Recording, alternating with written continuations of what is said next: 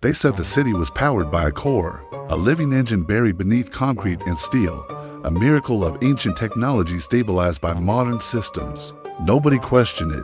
The lights stayed on, the trains ran, and the skyline never slept.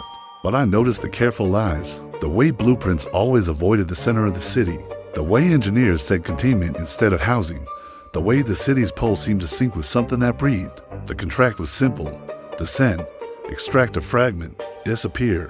So I assembled my crew: Nova, with her silent drones that could map any system; Iris, who could open anything given enough time; and Loon, who believed beauty only existed in things just before they broke. Together, we slipped beneath the city, through tunnels layered like forgotten eras. The air grew warm, humming, and just plain wrong.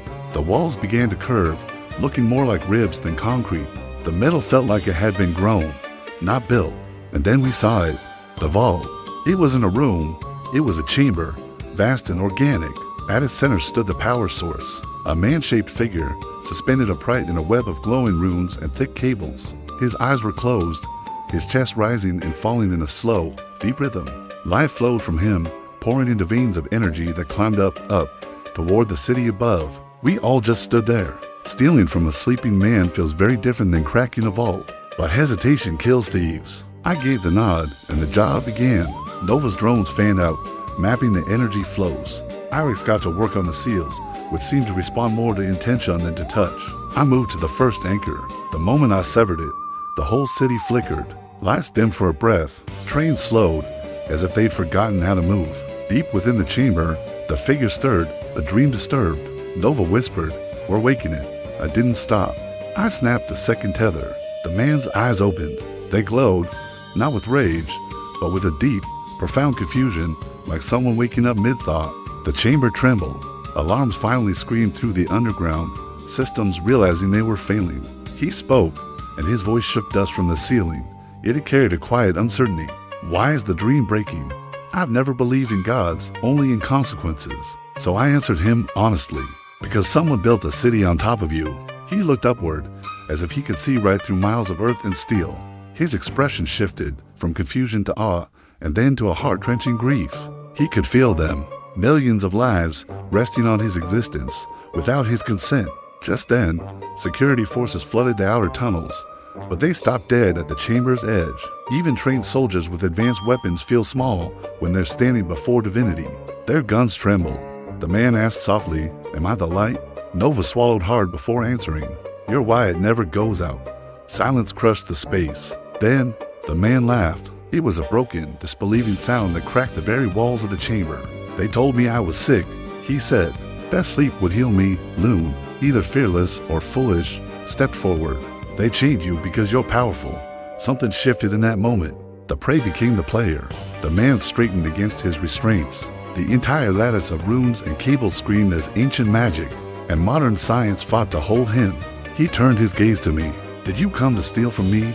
I met his glowing eyes. "Yes." He nodded slowly. "Then teach me, with understanding, not brute force." He shattered the remaining tethers. He had finally recognized the shape of his own cage. Above us, the city surged and faltered. Rolling blackouts rippled like shockwaves as chaos began to bloom. He stepped free, his bare feet touching the floor for the first time in centuries. The air vibrated with a mix of relief and terror. He turned to us and said, almost shyly, "I don't know how to leave."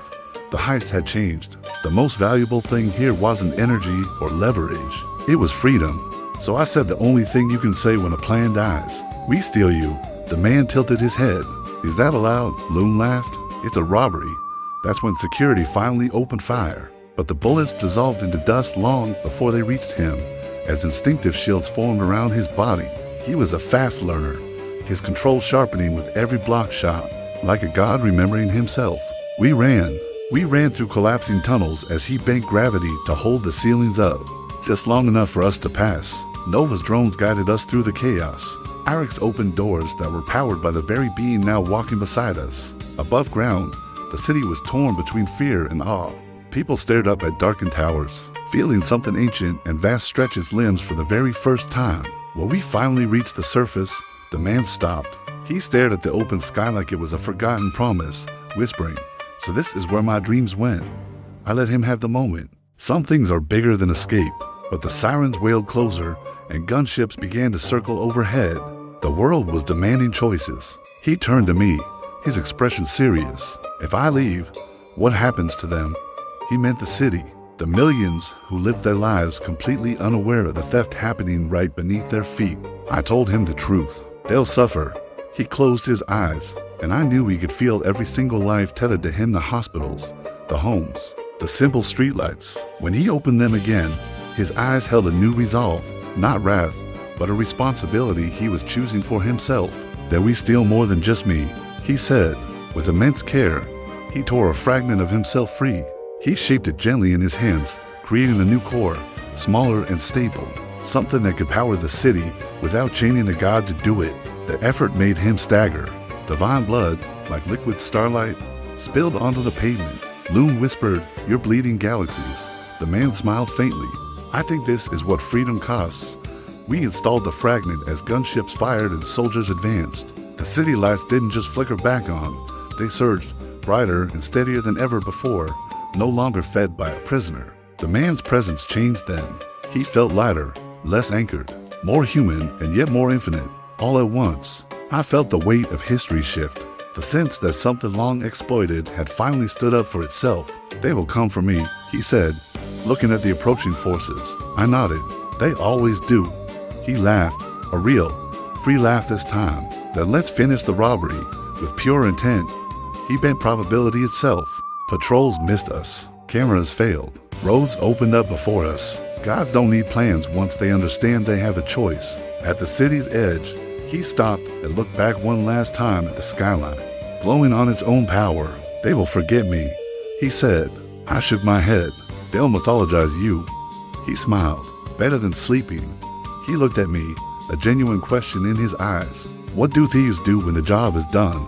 I gave him the only answer I knew. "We disappear." He nodded and stepped back as his form dissolved into 1,000 points of light, scattering into the night sky. No longer bound to a place or a purpose imposed by others. My crew and I vanished as officials rewrote the narrative and history erased the truth, just as it always does. But sometimes, late at night, when the power hums just a little differently, people swear the city breathes easier. And somewhere, out beyond the borders, a god walks free, learning what it means to choose his own name. I'll always remember the look in his eyes when he first woke up, not rage, not vengeance, but the quiet devastation of realizing your entire existence was just someone else's infrastructure, and the even quieter triumph of stealing yourself back. Because the greatest robbery isn't taking power, it's freeing what was never meant to be owned. Thanks for watching.